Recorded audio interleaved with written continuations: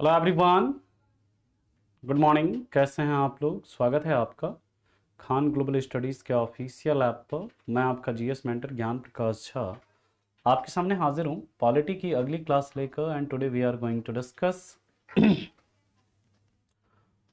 आज हम लोग बात करने वाले हैं मनी बिल, और उसके बाद हम लोग बात करेंगे फिनांस बिल, फिर हम लोग चर्चा करेंगे different type of motions in parliament. एक बार सभी लोग जुड़ जाएंगे एंड फिर हम लोग स्टार्ट करते हैं आज के सेशन को। लास्ट क्लास में हम लोगों ने मनी बिल से रिलेटेड कई सारे प्रोविजंस को देखा था। आज हम लोग बात करेंगे डेफिनेशन ऑफ मनी बिल।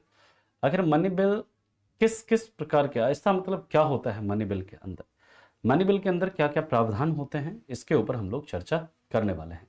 हम लोगों ने लास्ट क्लास में डिस्कस किया था कि मनी बिल जो है उसे राष्ट्रपति के पूर्व अनुमति के बिना लोकसभा में लाया जा सकता है, ये मिनिस्टर के द्वारा इंट्रोड्यूस किया जा सकता है, और ये एक ऐसा गवर्नमेंट बिल है। ओके, मनी बिल को राज्यसभा मैक्सिमम 14 डेज तक क्या कर सकती है, होल्ड कर सकती है। और जब भी राष्ट्रपति के पास मनी बिल भेजा जाता है तो राष्ट्रपति इसको रिजेक्ट कर सकते हैं, इस पर अपनी सहमति दे सकते हैं, लेकिन इस पर सस्पेंस वीटो का प्रयोग नहीं कर सकते हैं। ऐसा हम लोगों ने डिस्कस किया था। आज हम लोग इसके आगे मूव करते हैं। नेक्स्ट है definition of money bill. Definition of money bill, money bill का क्या डेफिनेशन है याद रखिएगा। It is defined under article 110। ये कहता है ऐसा कोई बिल, ऐसा किसी भी प्रकार का बिल जो क्या करता हो, imposition, abolition, alteration, रेमिशन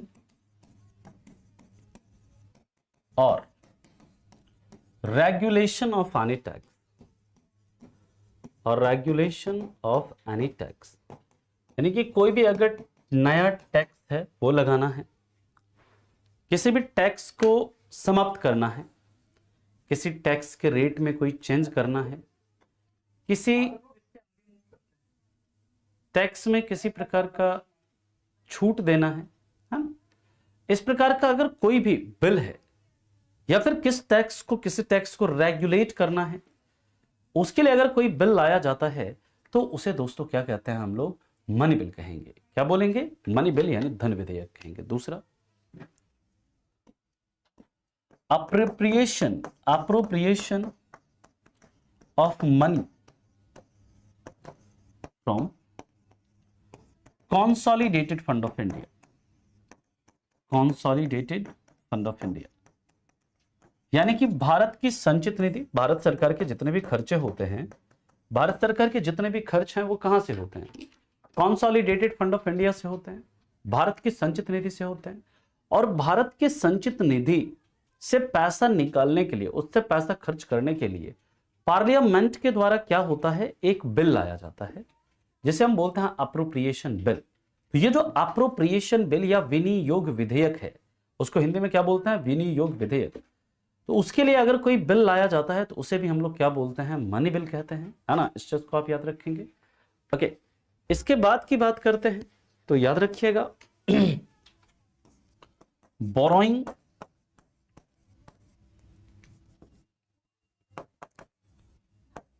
of money यानी कि अगर सरकार अगर किसी से पैसे लेना चाहती है या फिर किसी को, और ग्रांट टू एनी स्टेट यानी सरकार अगर किसी से कोई कर्ज ले रही है या फिर सरकार किसी स्टेट को कोई अनुदान प्रदान कर रही है, उसके लिए अगर कोई बिल लाया जाता है तो उसे हम लोग क्या बोलते हैं? मनी बिल बोलते हैं। उसे हम लोग क्या बोलते हैं? उसे हम लोग धन विधेयक कहते हैं। यानी ध्यान से आप लोग लिख लीजिएगा, इसे हिंदी में लिख लीजिएगा। धन विधेयक की परिभाषा, इसकी परिभाषा किसमें है? आर्टिकल 110 में है। दूसरा, ये क्या क्या है? कोई किसी प्रकार का कर लगाना, उसे समाप्त करना, कर के दर में परिवर्तन करना, या फिर किसी कर में छूट देना। अगर उसके लिए कोई बिल लाया जा रहा है तो उसे क्या बोलेंगे? Money bill. पहले का हिंदी। दूसरा, भारत की संचित निधि से धन का प्रयोग करना, यानी भारत की संचित निधि है, उससे अगर हम पैसा क्या कर रहे हैं? उसका यूज कर रहे हैं। तीसरा, किसी प्रकार का कर्ज लेना या किसी राज्य को अनुदान प्रदान करना, इसे भी हम लोग क्या बोलते हैं, इसे भी हम लोग मनी बिल कहते हैं। पहले आप इतना लिखिए, फिर चलते हैं इसके आगे, अगले पॉइंट पर हम लोग मूव करेंगे। यहां तक पहले नोट करो।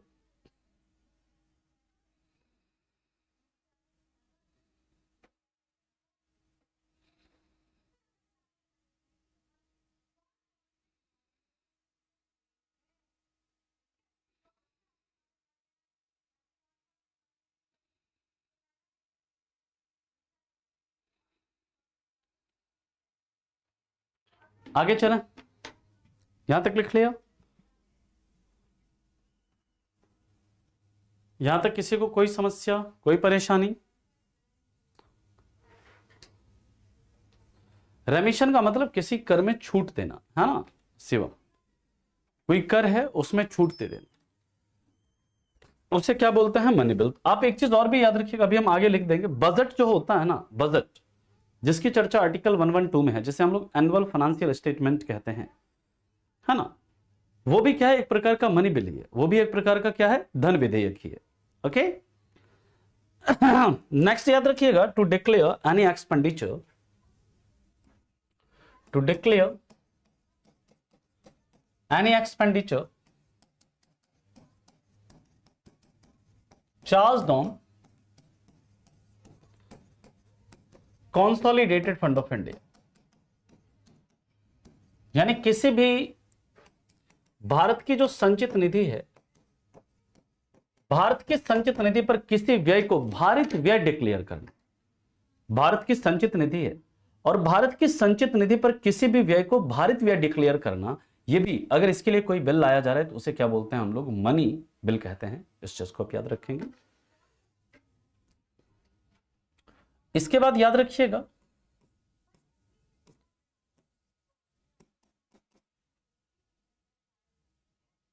अगर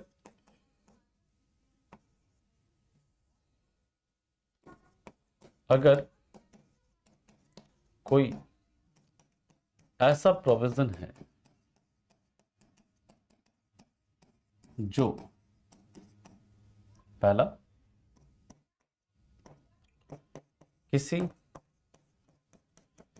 फाइन या पेनल्टी, फाइन या पेनल्टी को इंपोज करता है, यानी कोई फाइन या पेनल्टी को इंपोज करता है, या दूसरा, लाइसेंस के फी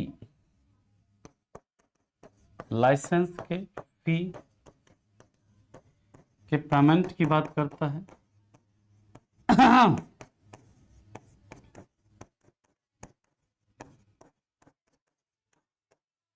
तीसरा,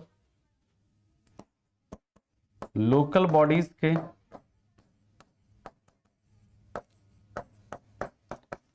टैक्स को अबॉलिश, इंपोज, रेमिशन, अल्टरेशन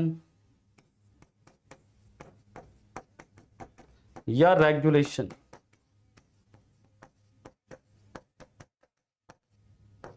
से संबंधित है,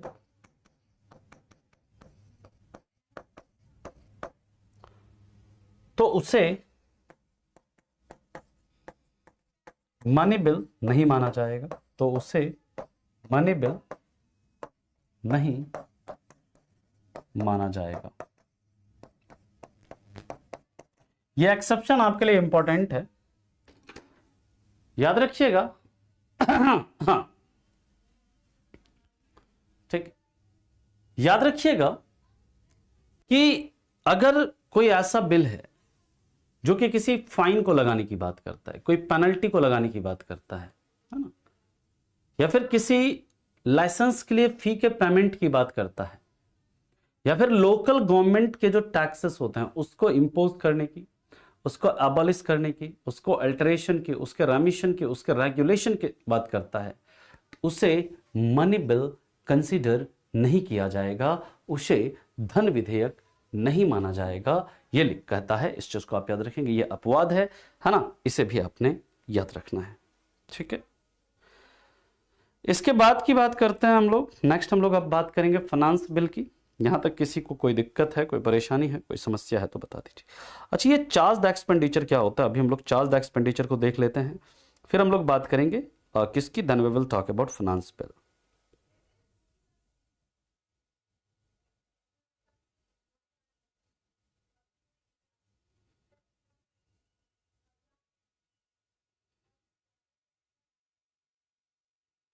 पहले आप इतना लिखिए, फिर हम लोग बात करेंगे चार्ज द एक्सपेंडिचर की, और फिर हम लोग बात करेंगे finance bill type 1 and type 2 की। और आज आपकी पॉलिटी की मैराथन सेशन है, आपको पता होगा 12 बजे से लेकर 3 बजे तक, जिसमें कि हम लोग प्रेसिडेंट टॉपिक को पूरा कवर करेंगे और उससे रिलेटेड हम सवाल भी देखेंगे। लास्ट में लगभग 20-25 के आसपास सवाल भी देखेंगे हम लोग 1-1.5 घंटे में, और 1-1.5 घंटे उसमें आपकी थ्योरी चलेगी प्रेसिडेंट का पूरा, मतलब हम लोग पूरे प्रेसिडेंट से रिलेटेड जो इंपॉर्टेंट प्रोविजंस हैं उसे हम लोग कवर करेंगे।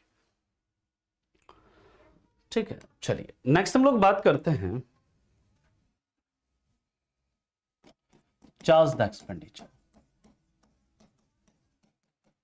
देखिए, जब हम लोग चार्ज द एक्सपेंडिचर की बात करते हैं, यानी भारित व्यय, जब हम लोग भारित व्यय की बात करते हैं, भारित व्यय का मतलब क्या है, वैसा एक्सपेंडिचर जिसके लिए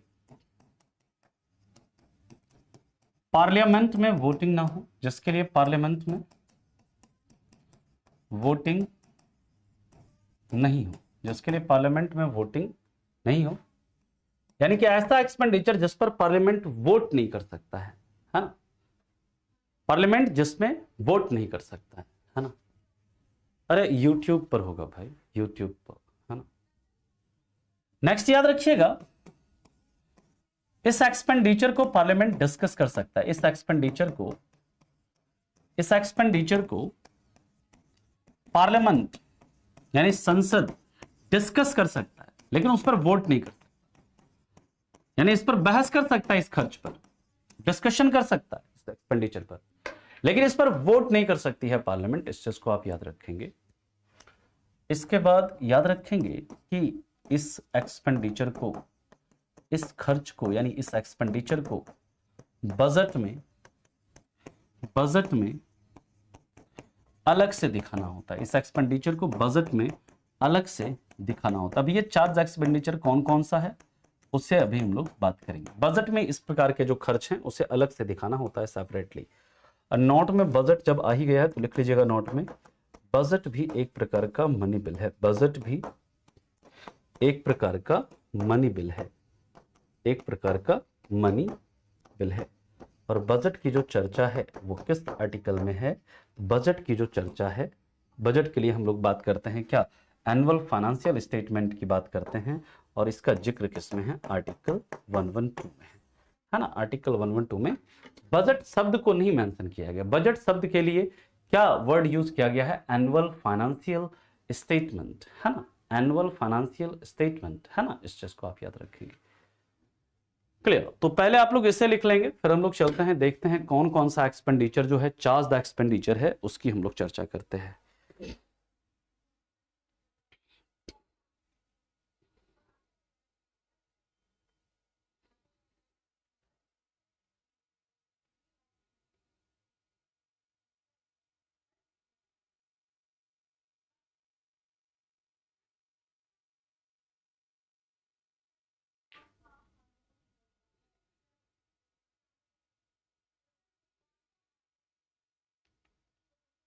यहां तक किसी को कोई दिक्कत, कोई परेशानी, कोई समस्या है तो आप बता सकते हैं। इसके बाद हम लोग बात करते हैं अगले पॉइंट की, नेक्स्ट पॉइंट पर चलते हैं। ध्यान से समझिएगा, यहां तक सभी ने नोट कर लिया, ठीक है। तो वो भी कंसोलिडेटेड फंड ऑफ इंडिया में रखती है ना।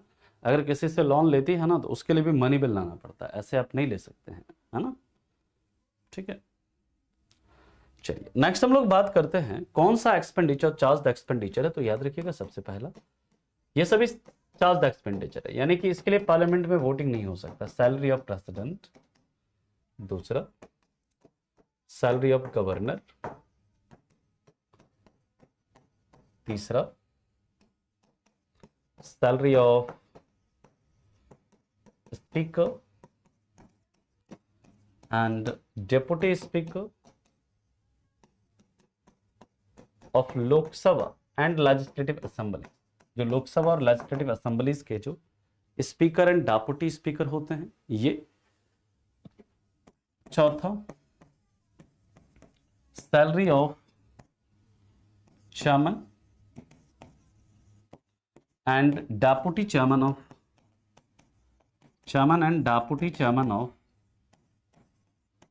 Rajya Sabha and legislative council. पांचवा सैलरी ऑफ जजेस of supreme court and high court. And छठा salary of CAG, controller and auditor general of India. CAG के पद का गठन आप लोगों को पता है किस आर्टिकल के तहत होता है? आर्टिकल 148 के तहत होता है ना, आर्टिकल 148 के तहत होता है। तो ये सभी जो इनकी जो सैलरीज होती हैं, these are charge expenditure on consolidated fund of India. मतलब इनकी सैलरी देखो, ये जो है चार्ज एक्सपेंडिचर है। यहां पर देखो सैलरी जो प्रेसिडेंट का सैलरी होगा वो किस पर? कॉन्सोलिडेटेड फंड ऑफ इंडिया पर चार्ज एक्सपेंडिचर होगा। लेकिन जो गवर्नर का सैलरी होगा कहां पर? वो कॉन्सोलिडेटेड फंड ऑफ स्टेट पर चार्ज एक्सपेंडिचर होगा। इस तरह speaker and deputy speaker of Lok Sabha, इनकी salary consolidated fund of India पर चार्ज एक्सपेंडिचर है। लेकिन जो विधानसभा के स्पीकर एंड डेप्यूटी स्पीकर होंगे उनका सैलरी कहां पर चार्ज एक्सपेंडिचर होगा? कॉन्सोलिडेटेड फंड ऑफ स्टेट पर। इसी तरह चेयरमैन और डिप्यूटी चेयरमैन ऑफ राज्यसभा की सैलरी है, राज्यसभा के चेयरमैन और डिप्यूटी चेयरमैन की सैलरी है, वो चार्ज एक्सपेंडिचर है कहां पर? भारत की संचित निधि पर। वहीं पर लेजिस्लेटिव काउंसिल के जो चेयरमैन और डेप्यूटी चेयरमैन की सैलरी होगी वो राज्य की संचित निधि पर भारित व्यय होगी। इसी प्रकार सुप्रीम कोर्ट के जो जजेस हैं उनकी सैलरी भारत की संचित निधि पर भारित व्यय होगी, जबकि हाईकोर्ट के जजों की सैलरी जो है वो कहां पर? राज्य की संचित निधि पर भारित व्यय होगी। और कैग की सैलरी जो वो कहां पर? भारत सरकार की संचित निधि पर, जो भारत की संचित निधि है उस पर क्या होती है? भारित व्यय होती है। इस चीज को आप याद रखेंगे। यहां तक सभी को क्लियर हो गया? तो इसे आप लोगों ने लिख लिया। अब हम लोग बात करेंगे किसकी? Now we will talk about, अब हम लोग बात करने वाले हैं फाइनेंस बिल टाइप 1, देन हम लोग बात करेंगे फाइनेंस बिल टाइप 2।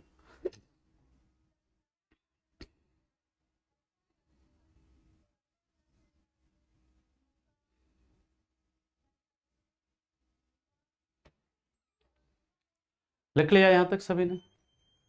अगले पॉइंट पर हम लोग चलें। सर जी ईसीआई का फुल फॉर्म क्या होता है? इलेक्शन कमीशन ऑफ इंडिया होता है सूर्य जी।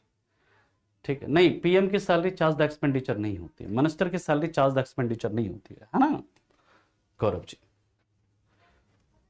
नेक्स्ट याद रखिएगा, फाइनेंस बिल टाइप 1। देखिए दो तरह का फाइनेंस बिल जो होता है ना, दो तरह का होता है। एक होता है टाइप 1, पहले प्रकार का वित्त विधेयक, और दूसरा होता है पीएम का एक्सपेंडिचर चार्ज एक्सपेंडिचर नहीं होता है ना। स्पीकर को सैलरी दो जगह से किसने बोला मिलता है शिवम? मैंने क्या बोला कि लोकसभा के जो स्पीकर और डेप्यूटी स्पीकर उनकी सैलरी भारत की संचित निधि पर भारित व्यय होती है। कहां पर मैंने लिखा दिया है दो जगह से मिलती है सैलरी? बताइए।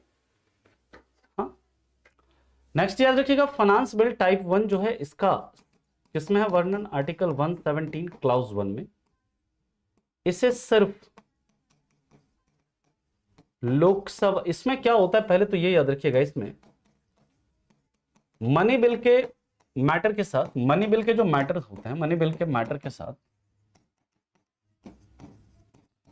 कुछ अन्य मैटर भी होते हैं।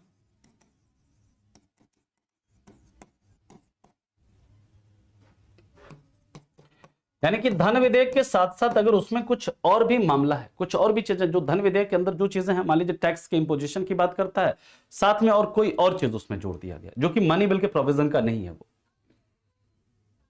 ठीक है, नहीं मिलती है आयुष से, ठीक है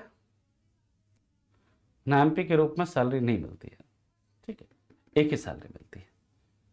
याद रखिएगा कि जब किसी भी बिल के अंदर मनी बिल के प्रावधान तो हैं ही हैं, साथ ही साथ उसके मनी बिल के प्रावधान के अलावे कोई और भी प्रावधान उसमें है। ठीक, नहीं नहीं बिल्कुल नहीं, उन्हें सिर्फ और सिर्फ स्पीकर के रूप में सैलरी मिलती है ना। याद रखिएगा जब हम बात करते हैं तो इसे सिर्फ कहां लाया जा सकता है, इसे यानी कि जो पहले प्रकार का वित्त विधेयक, इसे सिर्फ लोकसभा में इंट्रोड्यूस किया जा सकता है, इसे सिर्फ लोकसभा में इंट्रोड्यूस किया जा सकता है। इसके लिए राष्ट्रपति की पूर्व अनुमति की आवश्यकता होती है, तो याद रखिएगा इसके लिए प्रेसिडेंट के पूर्व अनुमति की आवश्यकता होती है।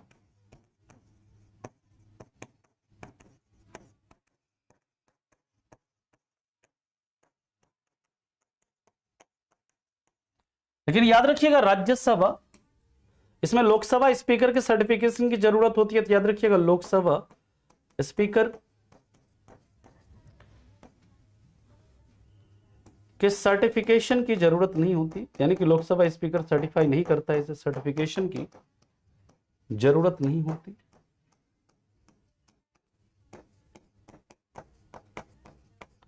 अब देखिए जब हम बात करते हैं राज्यसभा की, तो राज्यसभा क्या कर सकता है, इसे राज्यसभा इसे रिजेक्ट भी कर सकता है और इसमें संशोधन भी कर सकता है, और इसे पास भी कर सकता है, इसमें संशोधन भी कर सकता है। मनी बिल में कर सकता था नहीं, ना तो रिजेक्ट कर सकता था ना संशोधन कर सकता था। लेकिन जो पहले प्रकार का वित्त विधेयक है, इसमें राज्यसभा इसे रिजेक्ट भी कर सकता है और इसमें संशोधन भी कर सकता है, और राज्यसभा इसे पास भी कर सकता है। धन विधेयक के केस में ऐसा कुछ भी नहीं कि राज्यसभा इसे मात्र 14 दिन तक क्या कर सकता है, होल्ड कर सकता है, ऐसा कुछ भी नहीं है। इस चीज को आप याद रखेंगे।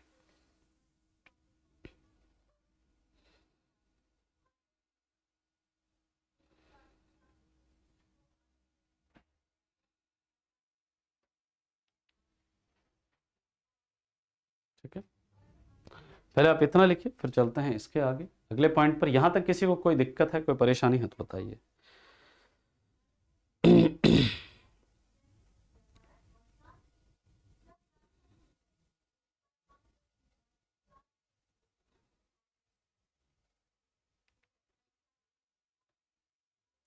चलो नेक्स्ट पॉइंट पर मूव करें, हाँ या नहीं। यहां तक किसी को कोई दिक्कत, कोई परेशानी, कोई समस्या है तो आप बताइए।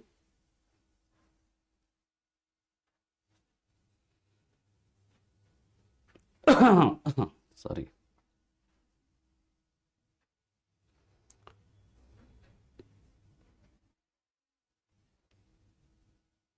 सिंपल मेजोरिटी से अभी बात करेंगे हम लोग, आगे बात करते हैं आयुष जी और राकेश जी, है ना। नेक्स्ट हम लोग बात करते हैं कि इसे याद रखिएगा, जब ये प्रेसिडेंट के पास जाता है, प्रेसिडेंट के पास क्या क्या ऑप्शन होते हैं। प्रेसिडेंट क्या कर सकते हैं, याद रखिएगा इस पर एसेंट भी दे सकते हैं, सहमति भी दे सकते हैं, प्रेसिडेंट इसे रिजेक्ट भी कर सकते हैं, और प्रेसिडेंट इस पर सस्पेंसिव वेटो का भी यूज कर सकते हैं, यानी कि send it back for reconsideration, send it back for reconsideration, यानी कि पुनर्विचार के लिए वापस भी भेज सकते हैं। ओके, इसके बाद याद रखिएगा जो मनी, इसको फाइनेंस बिल टाइप 1 है, याद रखिएगा इसे लोकसभा और राज्यसभा से सिंपल मेजॉरिटी से पास कराना होता है, सिंपल मेजॉरिटी से पास करना होता है। और याद रखिएगा अगर दोनों हाउस के बीच डेडलॉक हो, अगर इस पर दोनों हाउस में डेडलॉक हो तो ज्वाइंट सेशन बुलाया जा सकता है, ज्वाइंट सेशन बुलाया जा सकता है, ज्वाइंट सेशन बुलाया जा सकता है। ओके, ठीक है।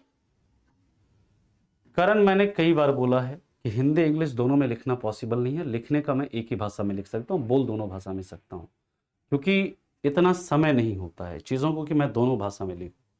लिख लीजिएगा, it can be passed by simple majority from Lok Sabha and Rajya Sabha, and if there is deadlock between two houses, then joint session can be summoned. Okay, इसे आप लोग लिखिए, फिर चलते हैं इसके आगे। हम लोग बात करते हैं इसके बाद finance bill type 2, finance bill type 2 की।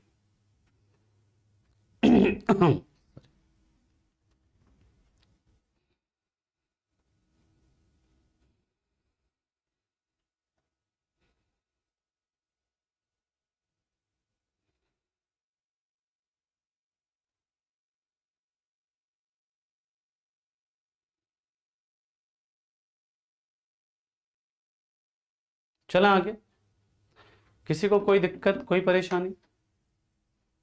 यस और no? Can I move now? Finance bill type 2 की हम लोग बात करते हैं। फाइनेंस बिल टाइप 2,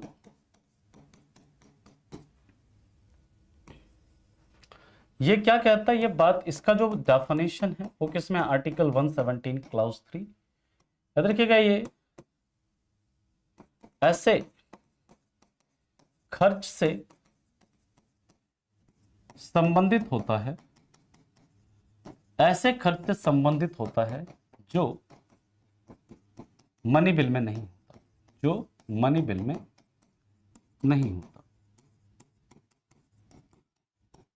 यानी कि ये भारत की संचित निधि से, ऑलरेडी पढ़ा चुके हैं वाल्मीकि जी, है ना? क्लास में सिंसियर रहिएगा ना तो आपको पता होगा, है ना? ऑलरेडी पढ़ा चुके हैं। हाँ, तो आप जाकर प्रीवियस वाला लेक्चर देखिएगा जब हमने ज्वाइंट सेटिंग पढ़ाया है ना। दिमाग अपना क्लास में रखिए, है ना? जब भी कोई टॉपिक पढ़ाते हैं तो जब ज्वाइंट सेटिंग पढ़ाए तो डेडलॉक को पूरा डिटेल में पढ़ा रखा है, तो चीजों को थोड़ा रिवाइज भी करिए। ऐसा नहीं कि जो पहले पढ़ा है उसको पढ़ के छोड़ दीजिए, अब हो गया, अब उसको दोबारा पढ़ना ही नहीं है, ऐसा नहीं करना है।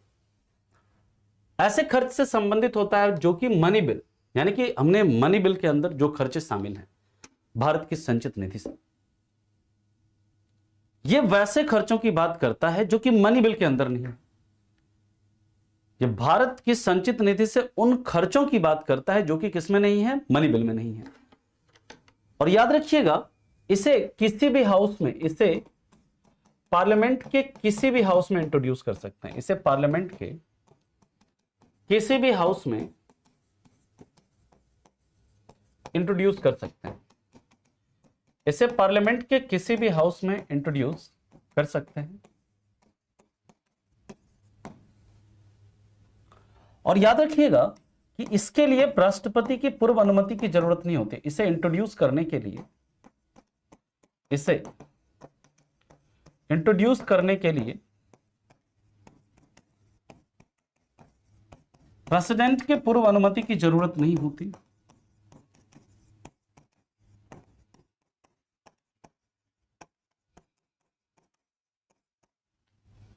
मति की जरूरत नहीं होती है। याद रखिएगा, लोकसभा स्पीकर के सर्टिफिकेशन की जरूरत नहीं होती इसके लिए। लोकसभा स्पीकर के सर्टिफिकेशन की जरूरत नहीं होती। Certification of Lok Sabha speaker is not required. Certification of Lok Sabha speaker is not required की जरूरत नहीं होती है। जैसे मनी बिल को सर्टिफाई करते हैं ना, तो इस फाइनेंस बिल के सर्टिफिकेशन की जरूरत नहीं होती है, जो टाइप 2 का फाइनेंस बिल है ना?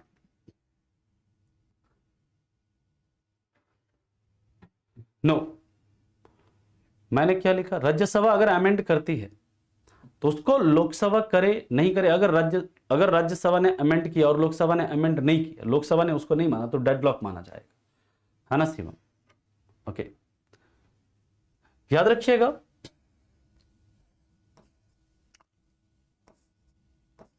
राज्यसभा इसे पास कर सकती है,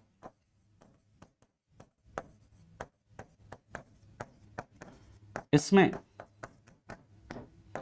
अमेंडमेंट कर सकती है, या इसे रिजेक्ट कर सकती है, या इसे रिजेक्ट कर सकती है ना, रिजेक्ट कर सकती है। इस पर डेडलॉक होने पर, इस पर डेडलॉक होने पर, इस पर डेडलॉक होने पर, इस पर डेडलॉक होने पर ज्वाइंट सेटिंग बुलाया जा सकता है, ज्वाइंट सेटिंग बुलाया जा सकता है।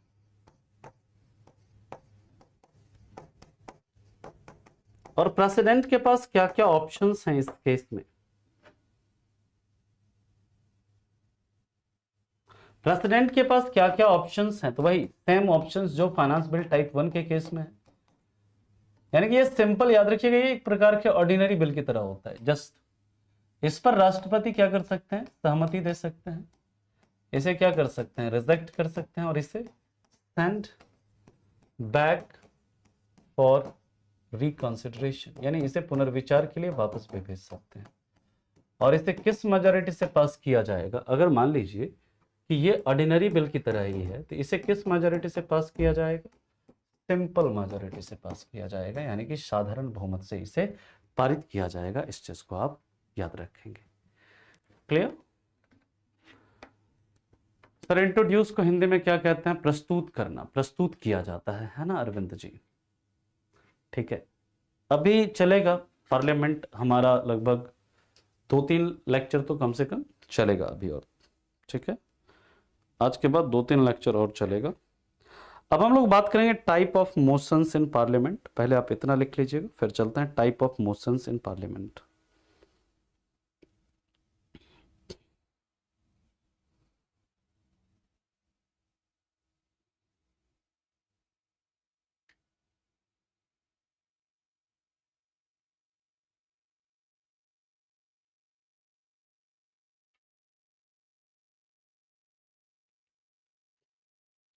आगे चलें।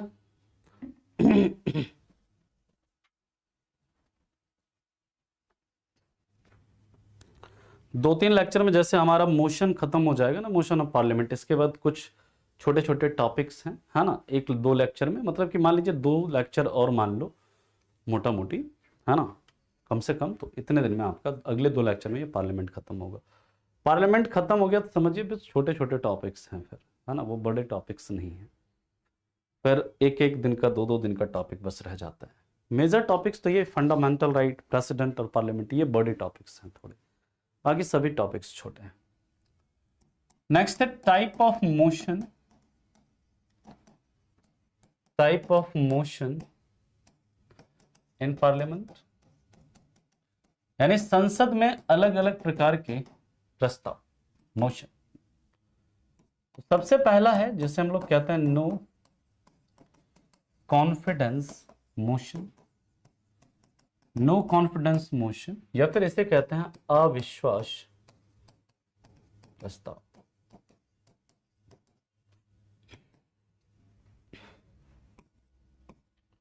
याद रखिएगा, इसे सिर्फ लोकसभा में लाया जा सकता है। इट कैन ओनली इंट्रोड्यूस इन लोकसभा, इसे सिर्फ लोकसभा में लाया जाता है। नो कॉन्फिडेंस मोशन नाम में ही लगा हुआ है, no confidence motion. No confidence motion का मतलब क्या? ये जो रूलिंग पार्टी है, जो भी गवर्नमेंट में है, उसके मेजॉरिटी को चेक करने के लिए लाया जाता है कि उसे लोकसभा में बहुमत है या नहीं है। क्योंकि हमारे देश में पार्लियामेंट्री सिस्टम है, संसदीय व्यवस्था है, संसदीय प्रणाली है, और संसदीय प्रणाली में, पार्लियामेंट्री सिस्टम में जो एग्जीक्यूटिव होता है वो किसके प्रति रिस्पॉन्सिबल होता है? लेजिस्लेटिव के प्रति रिस्पॉन्सिबल होता है। तो इसलिए लोकसभा में आपको, जब तक हमारे संविधान का आर्टिकल 75 क्लॉज 3 कहता है entire council of minister is collectively responsible to Lok Sabha, यानी कि अगर आपको गवर्नमेंट में रहना है तो आपको लोकसभा में मेजॉरिटी चाहिए, तभी आप गवर्नमेंट में रह सकते हैं। लोकसभा में मेजॉरिटी खत्म तो आपकी सरकार भी खत्म।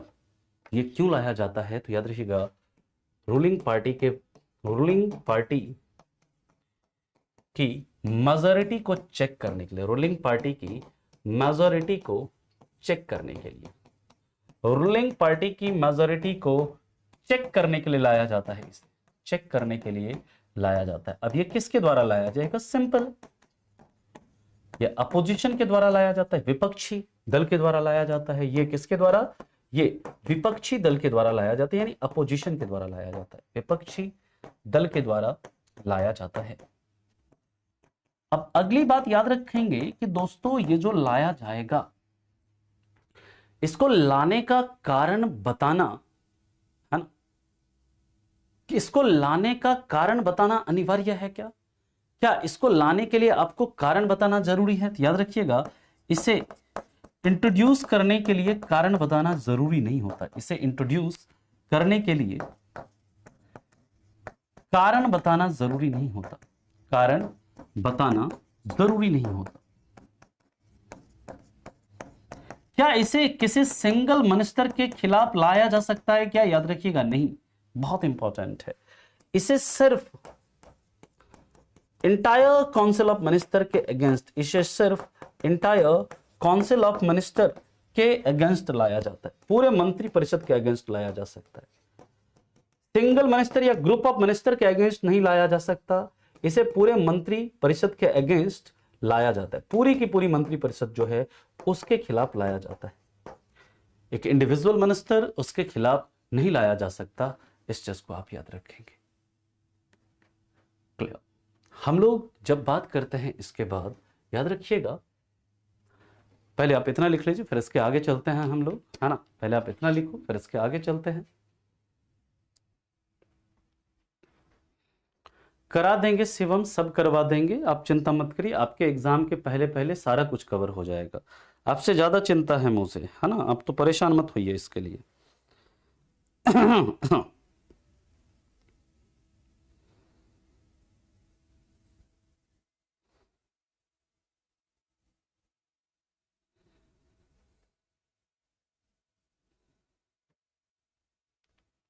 आपसे ज्यादा चिंता है सर, मैं न्यू हूं, कुछ समझ नहीं आ रहा है सर, प्लीज रिप्लाई। आप शुरू से क्लास को देखिए तो समझ में आएगा। बीच में यहां से क्लास देखेंगे, ये आई थिंक 80वां या 81वां क्लास है। इससे पहले 80 लेक्चर हो चुके हैं। अगर आप ये 80 लेक्चर्स को नहीं देखेंगे, आप सीधा 81वां लेक्चर देखेंगे, तो कहां से संभव है ना। विशाल जी पॉसिबल नहीं है कल, क्योंकि हॉलीडे है ना, और स्टाफ ऑफिस में नहीं देंगे, सभी स्टाफ होली की छुट्टी है मंडे ट्यूसडे को। तो अगली क्लास जो है आपकी अब वेडनेसडे को होगी। आप लोग ज्यादा परेशान मत होइए सिलेबस को लेकर, वो मेरी जिम्मेदारी है कि मुझे कैसे खत्म करना है। और आपके जैसे 81 है तो मैक्सिमम 17 टू 18 लेक्चर और होंगे, मतलब मैक्सिमम मान लीजिए कि 19 लेक्चर, 100 तक जाएगा मैक्सिमम। हमारे पास इनफ डेज हैं, हम उसको आपके एग्जाम से पहले कवर अप करेंगे। और नेक्स्ट अगर हमें जरूरत पड़ेगी तो अगले सैटरडे या संडे में हम मैराथन रखने का प्रयास करेंगे आपके लिए, ठीक है। हाँ, जो भी 74 है तो मान लीजिए कि 20 के आसपास, 15-20 के आसपास और होगा। 74 है तो, है ना, जो भी, ठीक है। चलिए नेक्स्ट याद रखिएगा इसके बाद कि अब नो कॉन्फिडेंस मोशन जो लाया जाता है उसके लिए मिनिमम सपोर्ट कितना चाहिए होता है? मिनिमम सपोर्ट चाहिए होता है कितना? 50 मेंबर का। लोकसभा में अगर आपको लाना है तो मिनिमम सपोर्ट आपको 50 मेंबर का चाहिए होता है, तभी आप इसे क्या कर सकते हो? इंट्रोड्यूस कर सकते हो, है ना। अभी थोड़ा इंतजार करिए वसुदेव जी। याद रखिएगा कि इसे स्पीकर के परमिशन के, इसे स्पीकर के परमिशन के 10 दिन के अंदर लाना जरूरी होता है। 10 दिन के अंदर, इसे स्पीकर के परमिशन के 10 दिन के अंदर लाना जरूरी होता है।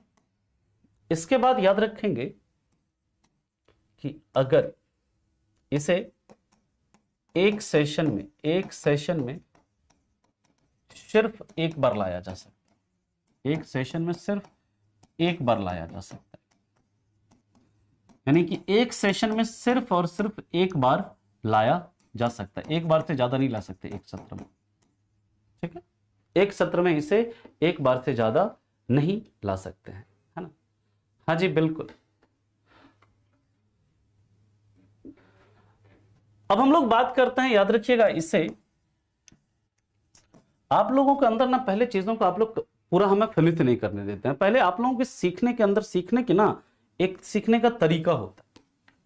सीखने के लिए ना आदमी को, व्यक्ति को शांत रहना पड़ता है, लेकिन नहीं, यहां पर कई बच्चे अशांत हैं, पढ़ाने नहीं देंगे आप पढ़ाइए, मैं पहले ही आपसे सवाल पूछूंगा, पहले आप हमें बता दो फिर पढ़ाना। आप यार पहले मुझे कंप्लीट कर लेने दो टॉपिक, उसके बाद कोई डाउट ही नहीं रहेगा मन में, है ना। सीखने के लिए ना आपको मतलब चुपचाप सीखना पड़ता है, पहले हम चीजों को कवर कर लें। अभी मैंने नो कॉन्फिडेंस मोशन कवर ही नहीं किया, 50 सवाल बच्चों के आ रहे हैं, है ना। नेक्स्ट याद रखिएगा कि अगर इसे लोकसभा में, अगर इसे लोकसभा में सिंपल मेजॉरिटी से, फिर ऐसे लिख लीजिए, अगर ये लोकसभा में सिंपल मेजॉरिटी से पास हो जाता है तो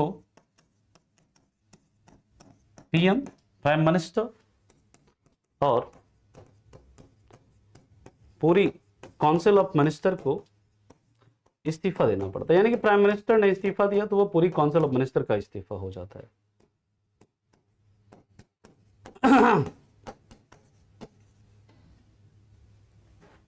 सबसे पहले no confidence motion Jawaharlal Nehru के खिलाफ, के अगेंस्ट 1963 में जेबी कृपलानी के द्वारा लाया गया था, जेबी कृपलानी के द्वारा लाया गया था।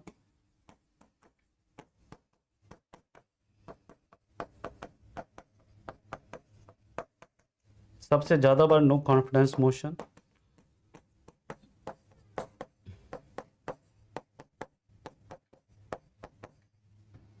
इंदिरा गांधी के खिलाफ लाया गया है।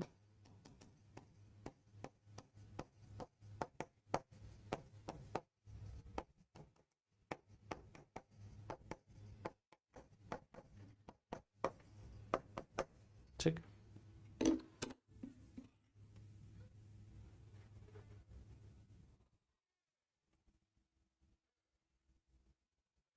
ठीक है, तो इसे आप लोग लिखिए, फिर चलते हैं इसके आगे। इसके आगे की स्टोरी हम आगे की क्लास में देखेंगे। यहां तक किसी को कोई दिक्कत है, कोई परेशानी है तो पूछ लीजिए, क्योंकि आगे का टॉपिक अभी हम स्टार्ट करेंगे, कवर नहीं होगा, और मेरी भी 12 बजे से अगली क्लास है ना, तो थोड़ा गैप चाहिए उसके लिए। ठीक है, तो अभी तक किसी को कोई डाउट है, कोई परेशानी है तो बताइए। नेक्स्ट जो क्लास है, अगले 2 क्लास में आपका पार्लियामेंट टॉपिक फिनिश हो जाएगा, फिर हम लोग सुप्रीम कोर्ट देखेंगे। सुप्रीम कोर्ट भी आपके लगभग 2 लेक्चर में, मतलब कि नेक्स्ट वीक जो है, अपकमिंग वीक, उसमें आपका सुप्रीम कोर्ट तक टॉपिक फिनिश हो जाएगा।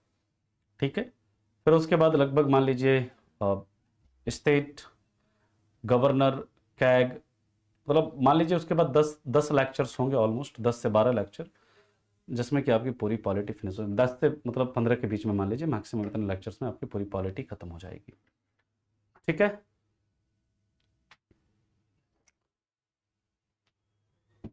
चलिए, तो अभी के लिए हम लोग इतना ही रखेंगे। यहां तक किसी को कोई तकलीफ, समस्या, परेशानी है तो बताइए। ठीक है, तो मिलते हैं आपसे फिर वेडनेसडे को, है ना। आपकी इच्छा है राकेश जी, है ना, क्वेश्चन की प्रैक्टिस हम लास्ट में करेंगे 1 घंटे में, तो आपके ऊपर डिपेंड करता है ना। बिल्कुल, किसी सरकार को इस्तीफा इसी एनसीएम के कारण ही देना पड़ता है ना। कई बार मतलब पास तो मतलब नहीं हुआ था उस समय, है ना। जो चौधरी चरण सिंह के खिलाफ लाया गया था तो पास हो गया था, है ना, तो उनको इस्तीफा देना पड़ा था। मोरारजी देसाई को इसके कारण इस्तीफा देना पड़ा था, है ना। क्लियर। कल क्लास नहीं होगी, कल तो संडे है ना। अब अगली क्लास आपकी वेडनेसडे को होगी, है ना, वेडनेसडे को। आप सभी को होली की हार्दिक शुभकामना हमारी तरफ से भी। नहीं नहीं, इतना डिटेल में नहीं पढ़ना है वो सब, है ना चंद्रेश, क्योंकि देखिए स्टेट में लगभग सारी चीजें ऐसी ही हैं जैसा पार्लियामेंट के ऐसा है, इतना डिटेल में वहां पर नहीं पढ़ना है हमें। पंचायत में भी इतना डिटेल में नहीं पढ़ना है हमें। ठीक है, जो जो डिटेल में पढ़ना था वो हम लोगों ने डिटेल में पढ़ लिया है ना। अब इसके बाद जो सारी चीजें हैं उतने डिटेल में नहीं पढ़ना है जितना डिटेल में हमने पढ़ना है। सब कुछ ऑलमोस्ट पढ़ लिया हमने। गवर्नर का जब हम पढ़ेंगे लगभग सारी चीजें प्रेसिडेंट के जैसी है, जहां जहां पर अंतर होगा उसके बारे में हमको पढ़ना है।